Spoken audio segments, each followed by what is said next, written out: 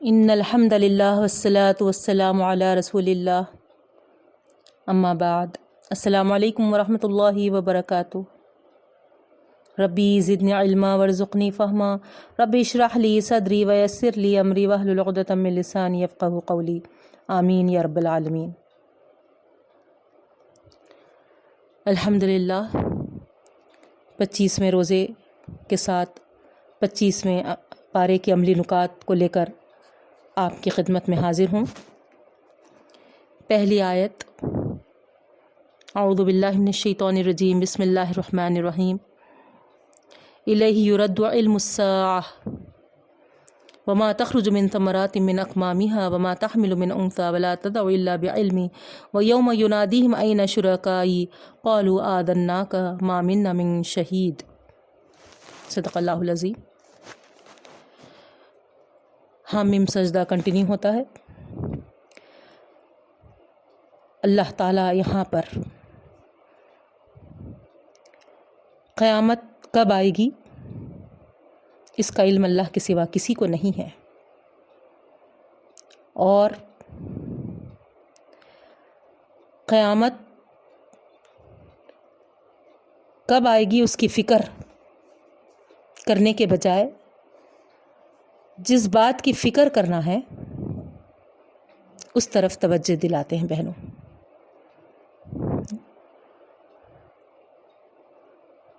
عمل ہمارے کیا ہونے چاہیے قیامت کی گھڑی کو لے کر؟ رب العالمین فرماتے ہیں بے شک قیامت کے آنے کا وقت ان امور غیب میں سے ہے جن کا علم اللہ کے سوا کسی کو نہیں ہے، لہٰذا تم فکر اس بات کی نہ کرو کہ وہ کب آئے گی، بلکہ فکر یہ کرو کہ جب بھی وہ آئے گی تو تمہیں کہیں ایسا نہ ہو کہ اپنی گمراہیوں کا خمیازہ بھگتنا پڑے۔ اللہم احفظنا۔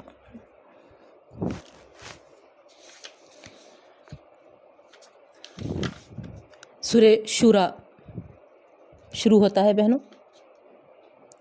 اللہ رب العالمین یہاں پر فرماتے ہیں اللہ کی رحمت میں وہی داخل ہو سکتے ہیں جو اس کو ہی اپنا سرپرست بنائے اور اسی کی رہنمائی میں زندگی بسر کرے۔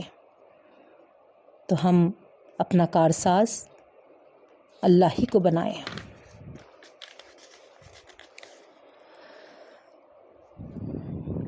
اللہ تعالیٰ آگے فرماتے ہیں جس طرح آخرت کا مالک اللہ رب العالمین ہے، اسی طرح دنیا کا بھی احکم الحاکمین ہے۔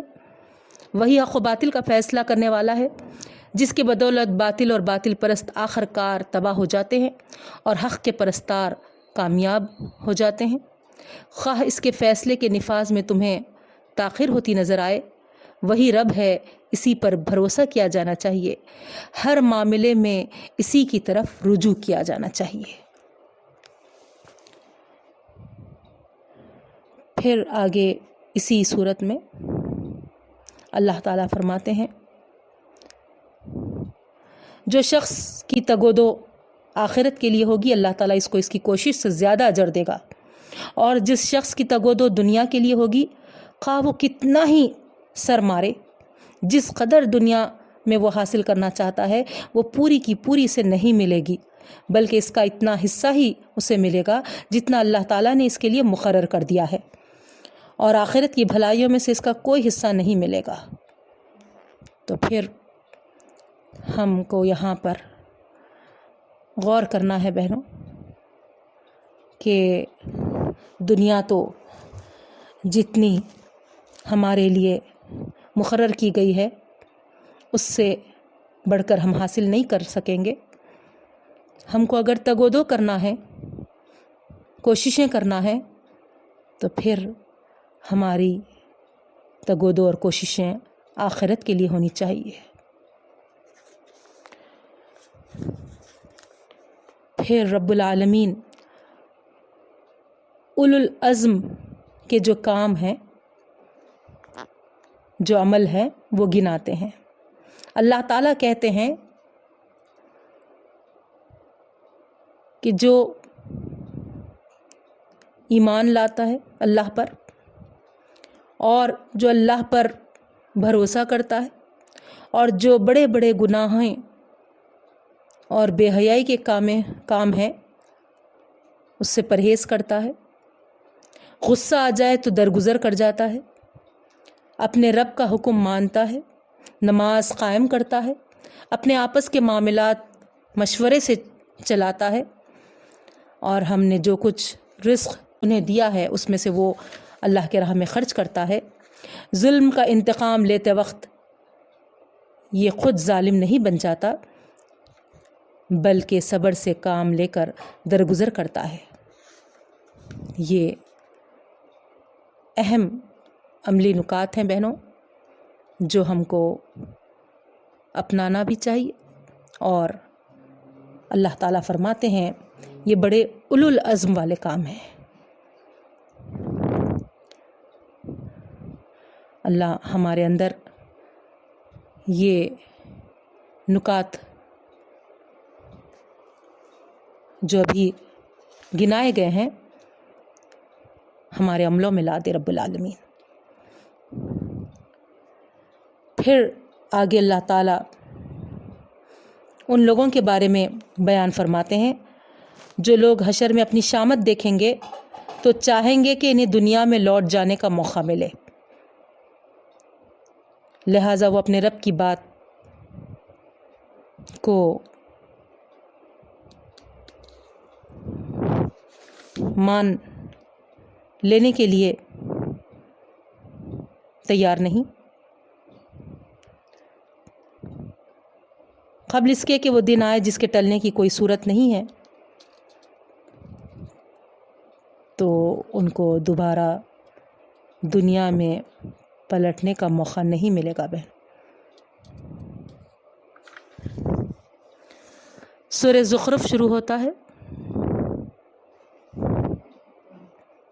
یہاں پر اللہ رب العالمین باپ دادا کی اندھی تقلید کرنے سے منع کر رہے ہیں، ابراہیم علیہ السلام کی مثال کے ذریعے سمجھا رہے ہیں۔ حضرت ابراہیم علیہ السلام کے باپ دادا بھی تو مشرک تھے، لیکن جب ان کے پاس حق آ گیا تو انہوں نے باپ دادا کی اندھی تقلید کو رد کر دیا۔ تو یہاں ہمارے لیے ابراہیم علیہ السلام کا نمونہ بہترین نمونہ ہے۔ پھر اس شخص جو رحمان کی یاد اور اس کی طرف سے آئی ہوئی نصیحت قرآن مجید سے غافل رہتا ہے، تغافل برتتا ہے، اللہ تعالیٰ فرماتے ہیں ہم اس پر ایک شیطان کو مسلط کر دیتے ہیں جو اس کو بھٹکاتا رہتا ہے۔ سو قرآن سے غفلت میں رہنا گویا شیطان کو اپنے آپ پر مسلط کر لینا ہے بہنوں۔ ضرورت اس بات کی ہے کہ ہم اپنا اوڑھنا بچھونا قرآن کو بنا لیں، ہم چلتا پھرتا نمونہ قرآن کے بن جائیں۔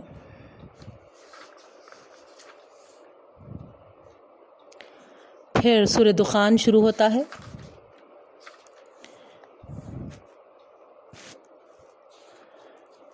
پھر آخری سورہ جاسیہ ہے۔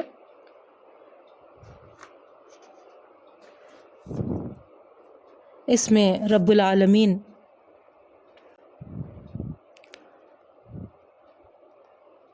جو حشر کی ہولناکی کا عالم ہوگا اس کو پیش کیے ہے۔